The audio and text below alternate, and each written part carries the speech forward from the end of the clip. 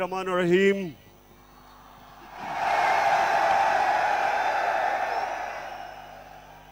अल्लाह तेरी इबादत करते हैं और अल्लाह सिर्फ तेरे से मदद मांगते हैं।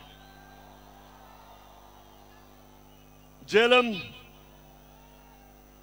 मैं आज आपके जज्बा और जुनून देख के आपका दिल से शुक्रिया अदा करता हूं। खास तौर पे जिस तरह आज हमारी ख्वातीन निकली हैं, मैं आपको सलाम पेश करता हूं। और मैं देख रहा हूं कि बच्चे भी हैं, क्योंकि अच्छा, और मैं ये जितने भी झंडे देख रहा हूं, मेरी आगे से आप सबसे एक दरखास्त है कि तहरीक इंसाफ के झंडों से उतना ही जितना आप तहरीक इंसाफ के झंडे लेके आए, उससे ज्यादा पाकिस्तान के झंडे लेके आए। ये एक मुल्क की जिंदगी में बहुत कम ऐसे होता है कि सारी कौम इकट्ठी हो जाती है, सारी कौम फैसला करती है, सारी कौम फैसला करती है कि हमने अपनी आजादी की जंग लड़नी है। जिधर जिधर मैं गया हूं, मैंने कभी इतने बड़े जलसे नहीं देखे। मैं जेलम पहले भी आया, लेकिन मैंने कभी जेलम में ऐसा जलसा नहीं देखा।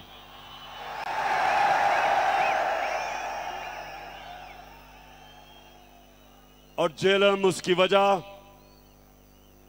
कि अल्लाह ने हमारे पे खास करम किया है। नौजवानों, गौर से सुनो, कुरान में अल्लाह कहता है कि एक प्लान इंसान बनाता है और दूसरा अल्लाह बनाता है। जो प्लान बनाया गया था, साजिश बाहर से हुई। एक डोनाल्ड लू, अमेरिकी अंडर सेक्रेटरी, हमारे अमेरिका के सफीर को बुला के तकब्बुर में उसको हुक्म देता है कि अगर पाकिस्तान ने इमरान खान को अदम इत्मीनान में ना हटाया तो पाकिस्तान के ऊपर बड़ा मुश्किल वक्त आएगा। और फिर साथ कहता कि अगर पाकिस्तान ने इमरान खान को हटा दिया और चेरी ब्लॉसम को ले आए तो सब माफ कर दिया जाएगा। और फिर सारी साजिश होती है। यहां के मीर जाफर और मीर सादिक उसमें शिरकत करते हैं। 22 करोड़ अवाम का मुंतखब हुकूमत, वजीर आजम, उसको साजिश के तहत निकाला जाता है। और फिर जो असल इस मुल्क की तौहीन की जाती है कि मुल्क को जो 30 साल से इस मुल्क के बड़े बड़े डाकू जो इस मुल्क को लूट रहे थे, उनको ऊपर मुसल्लत किया जाता है। और इसमें अल्लाह एक करम करता है हमारे पे कि हमारी कौम की गैरत जगा देता है, हमें बेदार कर देता है। उस कौम की जो कौम ला इलाहा इल्लल्लाह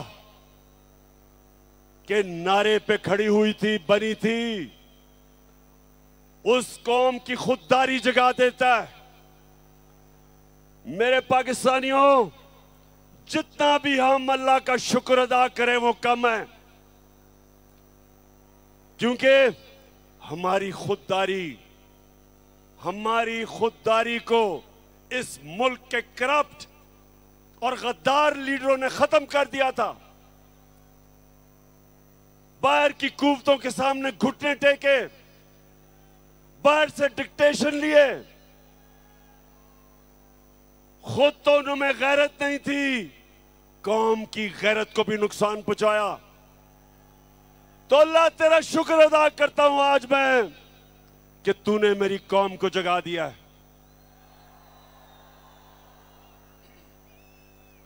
26 साल से मैं कोशिश कर रहा था कि मेरे मौला इस कौम की खुददारी को जगा। ये वो कौम थी जिसका नजरियाती लीडर इलामा इकबाल था, और इलामा इकबाल ने सारी उनकी शायरी एक ही चीज के लिए थी कि जो गुलाम मुसलमान कौम थी उनको जगाने की कोशिश की। और हमारे नजरियाती लीडर इलामा इकबाल ने कहा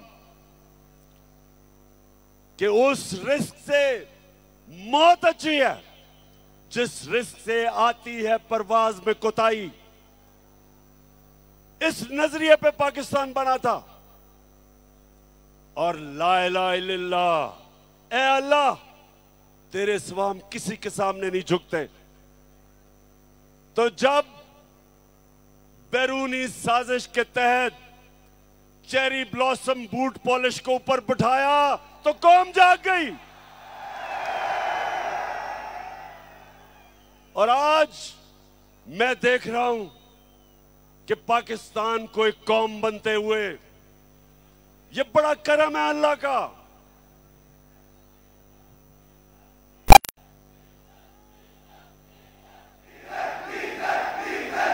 अच्छा, मैं जरा अभी पहले बाकी बातों से पहले जरा डीजल पे आ जाऊं।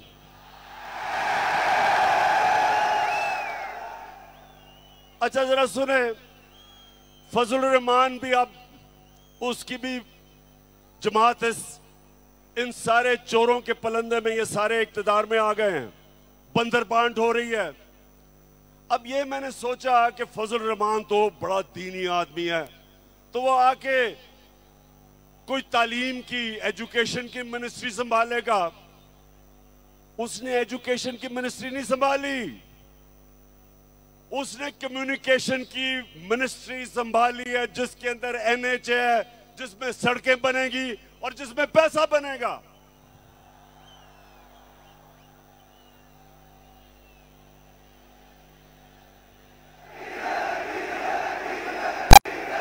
अच्छा, और पाकिस्तानी,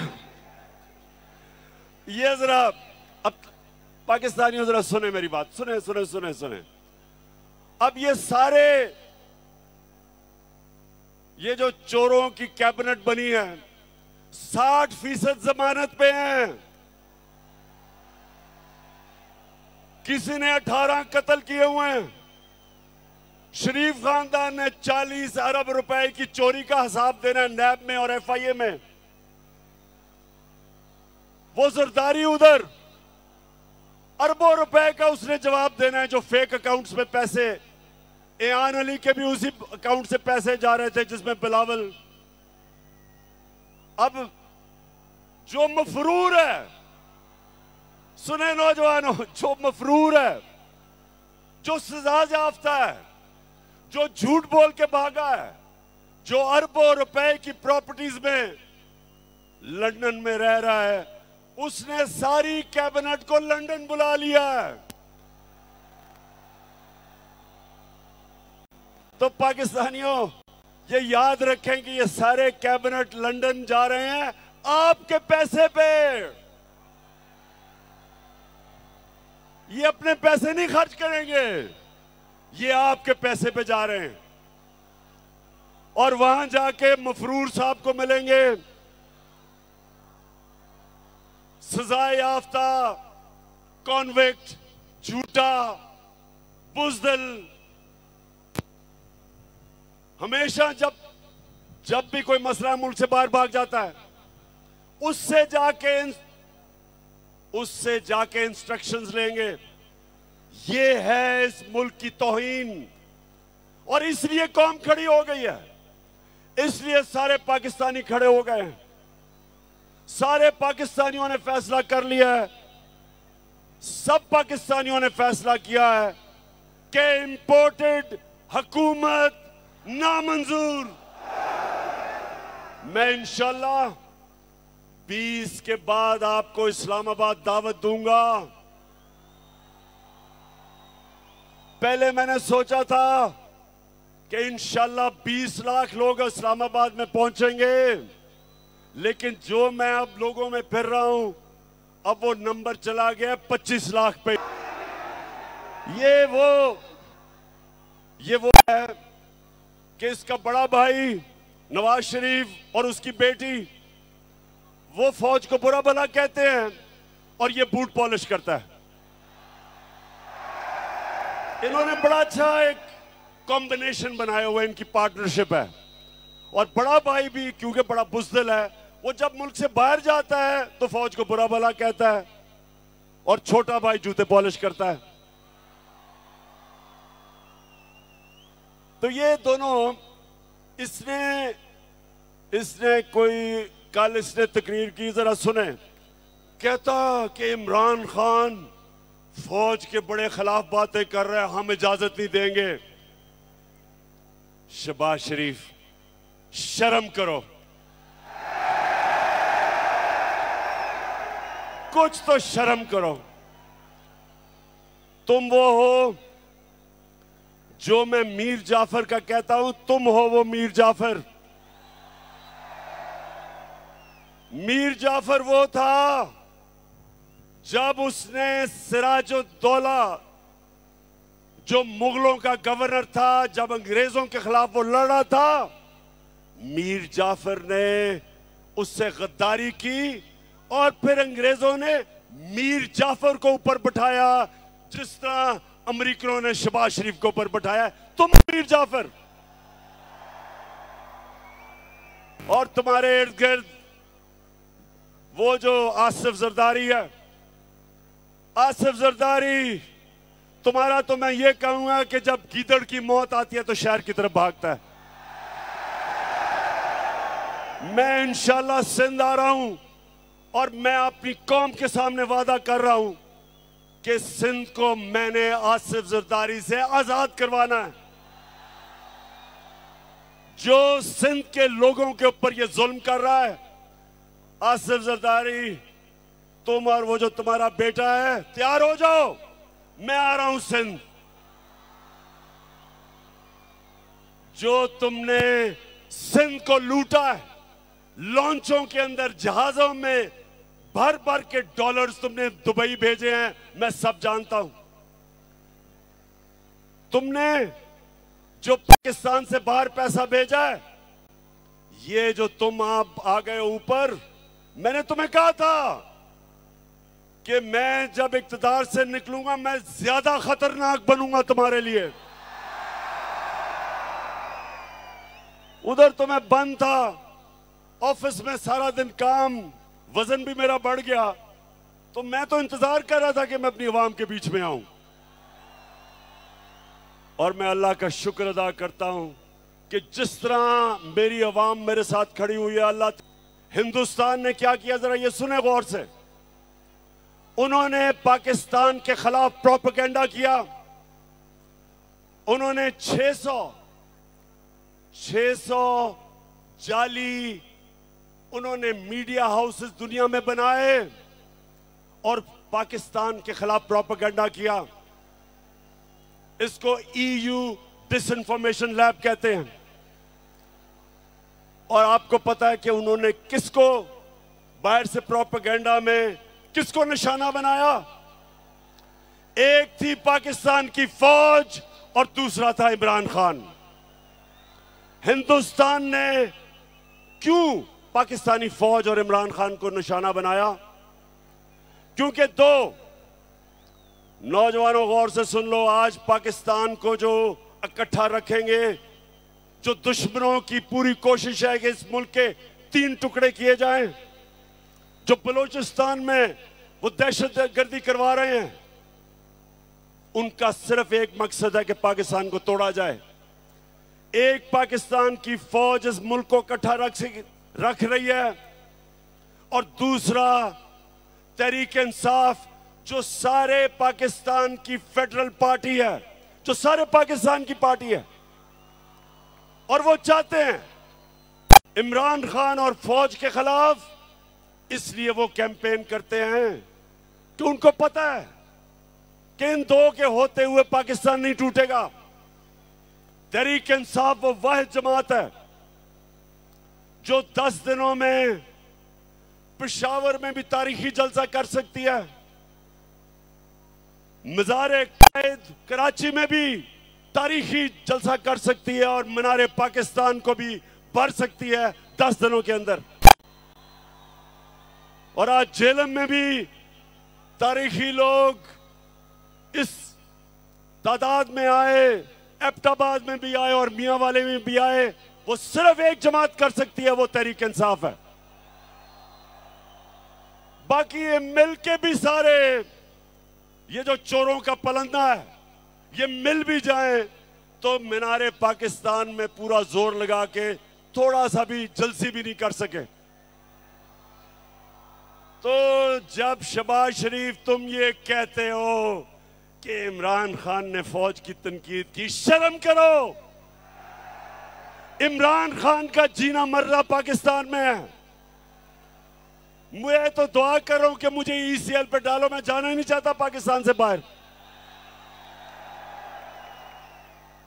मेरा 20 साल मैंने बाहर क्रिकेट खेली, प्रोफेशनल क्रिकेट खेली, पैसा बनाया, लंदन में फ्लैट खरीदा, सब कुछ बेच के मेरा सब कुछ मेरे मुल्क में है, जीना मरना मेरे मुल्क में है। और ये जरा सुने, ये शरीफ करप्ट खानदान, पहले नवाज शरीफ, उसको जब जनरल मुशर्रफ ने मुल्क से बाहर, जैसे उसने सऊदी अरेबिया भेजा, लेटर साइन, मुआहदा साइन करके सऊदी अरेबिया गया, झूठ बोलता रहा मैंने नहीं कोई साइन किया। फिर उधर से लंदन पहुंच गया, 8 साल मुल्क से बाहर। जरदारी जेल से निकला, वो सीधा लंदन और अमेरिका पहुंच गया, और अब वापस आए। दोनों ने एनआरओ लेके वापस आए, दोनों ने लूटना शुरू किया। अब ये सुने, मैंने अभी तक जब 3.5 साल में एक निजी दौरा नहीं किया, मैं सारा वक्त पाकिस्तान में था। नवाज शरीफ ने 24 निजी दौरे किए लंदन के, जरदारी ने 50 निजी दौरे किए दुबई के। यानी ये सारा वक्त हुकूमत तो पाकिस्तान की करना चाहते हैं, पैसे बाहर हैं, बच्चे बाहर हैं, ईदें बाहर हैं, इलाज बाहर है, बैंक अकाउंट्स बाहर हैं, प्रॉपर्टीज बाहर हैं, और तुम शहबाज शरीफ कह रहे हो कि इमरान खान फौज के खिलाफ बात कर रहा है। तुम्हारा जो नवाज शरीफ था, हिंदुस्तान में जाके पहले तो मिला, जब नरेंद्र मोदी के भागा भागा गया उसके जूते पॉलिश करने, तो कश्मीरी हुर्रियत लीडर्स को ही नहीं मिला, डर के उससे अपने फॉरेन ऑफिस को कहा कि कोई हिंदुस्तान की तनकीद ना हो। उधर जो डॉन लीग्स में क्या था, हिंदुस्तान को पैगाम पहुंचाता है कि जी मैं तो दोस्ती करना चाहता हूं, पाकिस्तान की फौज नहीं करना चाहती। नरेंद्र मोदी कहता कि पाकिस्तान का जो सिपा सलार है उस वक्त रहील शरीफ, कहता वो दहशतगर्द है, लेकिन नवाज शरीफ हमारा दोस्त है। मेरे दौर में मोदी ने यह क्यों नहीं कहा? वो मेरी फौज के खिलाफ उसकी जुर्रत नहीं थी बात करने की, क्योंकि मैं नरेंद्र मोदी को कहता था कि तुम इस्लाम दुश्मन हो, तुमने जो कश्मीर में किया, तुमने जो हिंदुस्तान में मुसलमानों से कर रहे हो, हम कभी तुम्हारे से दोस्ती नहीं करेंगे जब तक तुम कश्मीरियों को अपना हक नहीं दोगे। कभी नवाज शरीफ के मुंह से कश्मीर की बात सुनी? कभी शहबाज शरीफ के नाम से बात सुनी? आते साथ ही कि हम तो जी नरेंद्र मोदी से दोस्ती करना चाहते हैं। तुम इसलिए करना चाहते हो कि जो तुम्हें लेके आया उन्होंने हुक्म दिया दोस्ती करने का। मैं जब रूस गया, मैंने रूस के सदर से बात की कि यहां महंगाई है, तेल की कीमत बहुत ऊपर चली गई है, हमने अपने लोगों को रिलीफ देना है। 30% कम पे तेल हमें वो बेचने के लिए रूस तैयार हो गया था। 30% गंदम कम कीमत पे हमें देने के लिए तैयार हो गया था। क्या शहबाज शरीफ तुम्हारी जुर्रत है कि तुम रूस से आज बात करो और 30% कम तेल खरीदो? आपको पहले जाके इजाजत लेनी पड़ेगी उन लोगों से जो लेके आए हो। आपको उनको बूट पॉलिश करने पड़ेंगे चेरी ब्लॉसम लगा के, और फिर इजाजत मांगनी होगी जो नहीं मिलेगी आपको। हिंदुस्तान अमेरिका का स्ट्रेटेजिक एलाय है, वो रूस से सस्ता तेल खरीद रहे हैं, वो रूस से हथियार खरीद रहे हैं। तो अमेरिकन हिंदुस्तान को कुछ नहीं कहते क्योंकि उनकी फॉरेन पॉलिसी आजाद थी, अपने लोगों के लिए थी। हमारा ये मसला है मेरे गैरतमंद पाकिस्तानियों, हमारा मसला ये रहा है कि हुक्मरान वो रहे जिन्होंने मुल्क से बाहर पैसा लेके गए, पैसे के गुलाम, कभी अपनी अवाम के लिए खड़े नहीं हुए। एक जुल्फिकार अली भुट्टो खड़ा हुआ था, उसके खिलाफ भी साजिश हुई थी, मुदाखलत हुई थी और उसको फांसी चढ़ाई गई थी। और उसके खिलाफ कौन लोग निकले थे? यही वो जो कि नवाज शरीफ की तब पहली पार्टी थी, फजल रहमान की जो पार्टी थी, ये लोग निकले थे। ये उस साजिश का हिस्सा थे जिसमें जुल्फिकार अली भुट्टो को गिराया गया और फांसी दी गई। और इंशाअल्लाह मेरे पाकिस्तानियों, एक नया मुल्क उठ रहा है, हमारा एक खुददार कौम खड़ी हो रही है। मैं ये अपनी ख्वातीन को देख रहा हूं, बच्चों को देख रहा हूं, सब निकल रहे हैं एक नए पाकिस्तान के लिए। मैं जो 20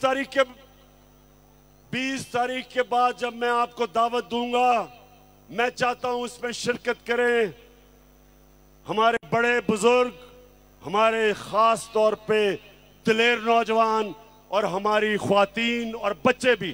अब अपनी आखिरी बातें करने लगा हूं, जरा गौर से सुनना है आपने। देखें, मेरे 3.5 साल जो हुकूमत में थे, मैं आपको बताऊं मुझे सबसे ज्यादा शर्म कब आई? जब मुझे बाहर जाके दोस्त मुल्कों से पैसे मांगने पड़े, जब कर्जा मांगना पड़ा, मुझे शर्म आई। क्योंकि मैंने आज तक अपने वालिद से भी कभी पैसे नहीं मांगे थे। मैंने जब पैसे मांगे थे शौकत खानम के लिए अपने पाकिस्तानियों से, कभी मैंने गैरों से पैसे नहीं मांगे। शौकत खानम के लिए, नमल यूनिवर्सिटी के लिए, अभी जो जेलम में मैंने अल कादर यूनिवर्सिटी बनाई है, इनके लिए सिर्फ पाकिस्तानियों से पैसे मांगे थे। लेकिन जब, क्योंकि इन्होंने दिवालिया निकाला हुआ था मुल्क का, सबसे बड़ा हमारा बैरूनी खसारा था, मुझे बाहर जाके पैसे मांगने पड़े क्योंकि हमारे पास पैसा ही नहीं था अपने कर्जों की किस्तें अदा करने पे। तो मैं आपको यकीन दिलाता हूं कि इससे शर्मनाक बात नहीं है जब एक मुल्क का सरबराह किसी और मुल्क के सामने जाके कर्जे मांगता है, पैसे मांगता है। आप सब जानते हैं कि अगर आप अपने मां बाप से भी पैसे मांगते हैं, एक बच्चा नहीं मांगता दूसरा मांगता है, तो मां बाप भी उस बच्चे की ज्यादा इज्जत करते हैं जो पैसे नहीं मांगता, जो खुददार होता है। मां बाप भी। तो सोचें कि गैरों के सामने हाथ फैलाना। तो ये जब चेरी ब्लॉसम ने कहा कि जी हम तो भिखारी हैं और गुलाम हैं, और एक और इनके रंगबाज सियालकोट से कहता कि जी हम तो लाइफ सपोर्ट मशीन पे हैं। मेरा सवाल है, किसने हमें मकरूज किया? 30 साल से ये दो खानदान इस मुल्क के ऊपर हुकूमत कर रहे हैं। 30 साल से, 30 साल में ये अरबोपति बन गए। इनके बार प्रॉपर्टीज, फ्लैट्स, जायदादें, ऑफशोर अकाउंट्स, और मुल्क को मकरूज कर दिया। मैं तो सिर्फ 3.5 साल हुकूमत की है। तो सवाल मैं ये पूछता हूं कि जब कहते हो कि बेकारी हैं तो हमें तो गुलामी करनी पड़ती है, हमें बेकारी बनाया किसने? किसने इस मुल्क से पैसा चोरी करके बाहर लेके गए? वो लोग जो हमारे मेहनतकश पाकिस्तानी 14-14, 18-18 घंटे काम करके इस मुल्क में पैसा भेजते हैं, रेमिटेंसेस भेजते हैं, वो मेहनतकश के खून पसीने पे आज हमारा मुल्क चल रहा है। और ये डाकू यहां से मनी लॉन्ड्रिंग, पैसा चोरी करके मुल्क पैसा बाहर भेजते हैं। तो बेकारी बनाया किसने? आपने। और कौन इससे मुल्क को निकालेगा? मैं आपको आज ये कह रहा हूं कि जिस तरह हम एक कौम बनते जा रहे हैं, एक कौम के लिए कोई चीज नामुमकिन नहीं होती। जब कौम इकट्ठी हो जाती है वो सब कुछ कर सकती है। जब जलजला आया, जब फ्लड आया पाकिस्तान में 2010 में, अरबों अरबों डॉलर्स का नुकसान था। सारी कौम इकट्ठी हुई, बैरून मुल्क पाकिस्तानी सब मिलके सब ने उसका मुकाबला किया और हमने अपने आप को खड़ा कर लिया अपने पैर पे। इसी तरह जिस तरह अब हम कौम बन रहे हैं, मुझे कोई शक नहीं कि पाकिस्तानी जिस तरह जब उनको ये पता चल गया कि उनका टैक्स उनके ऊपर खर्च होगा, ये कैबिनेट जा रही है एक मफरूर से मिलने आपके खर्चे के ऊपर। मैंने कभी अपनी कौम का पैसा फजूल खर्च ना अपने ऊपर करने दिया, ना इस तरह खर्च करने दिया। और जब कौम को यकीन हो जाएगा हम कौम बन जाएंगे, हम टैक्स भी इकट्ठे करेंगे, हम अपने कर्जे भी दे देंगे, हमारे पास इतना पैसा होगा कि हम अपने बच्चों की तालीम, स्कूलों पे, यूनिवर्सिटीज पे हम इस मुल्क को खड़ा करेंगे। और वो तब होगा जिस तरह अब हम कौम बन रहे हैं। और मैं इसलिए आज जेलम आया था, अल्लाह का शुक्र अदा करना कि मेरे अल्लाह आपने मेरी कौम को जगा दिया, बेदार कर दिया, शऊर पैदा कर दिया, खुददार बना दिया, कौम की गैरत को जगा दिया।